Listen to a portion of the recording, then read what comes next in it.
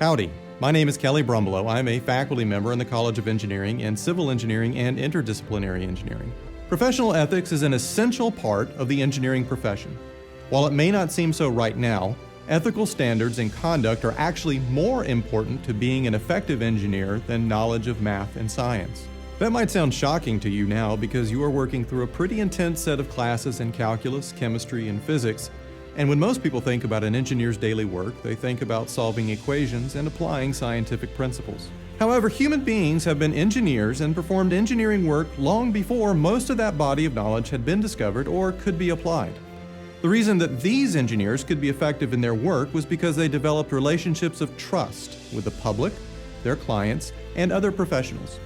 In today's society, the world's smartest and most capable engineer will have a very short career if no one believes that he or she will behave ethically. In Engineering 102, you were introduced to the basic need for professional ethics in engineering by hearing from professors of practice relate their own experiences in acting ethically. Now in Engineering 216, we will spend 2 classes learning about engineering ethics in more depth. We know that most or all of you are not yet in a specific engineering major.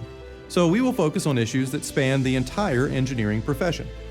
This video and the accompanying class discussions will actually emphasize the common professional concerns and approaches that apply no matter what kind of engineer you are.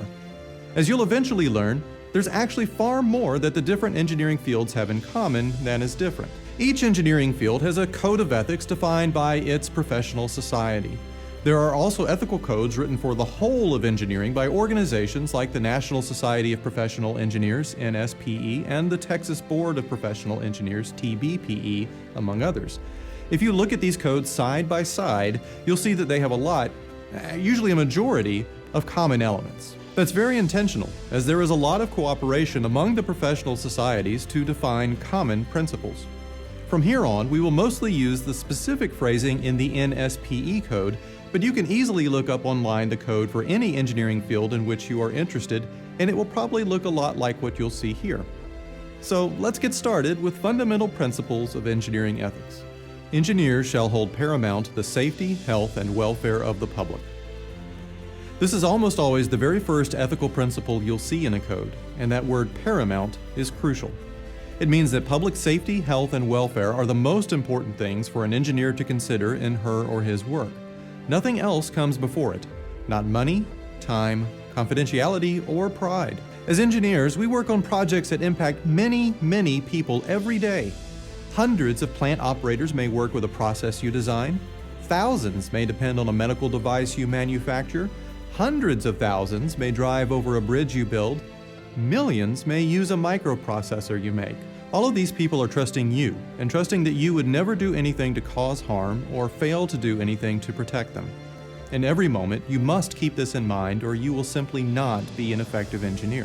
This ethical principle also means that you are responsible for making known to those affected any dangerous situations, whether you are the responsible engineer or not. By entering the engineering profession, you are not allowed to be a disinterested bystander. Now, this principle does not mean that we ignore the ideas of probability and risk. For example, after the events of the 9/11 attacks, we could have required that every building be able to withstand the impact of a commercial airliner. To do so would be so expensive in terms of many kinds of resources needed that we would see the public welfare actually suffer. We expect such occurrences to be rare. There are a variety of ways to evaluate risk, and many of you will study these in your advanced courses. But in the end, the primacy of the safety, health, and welfare of the public is always maintained.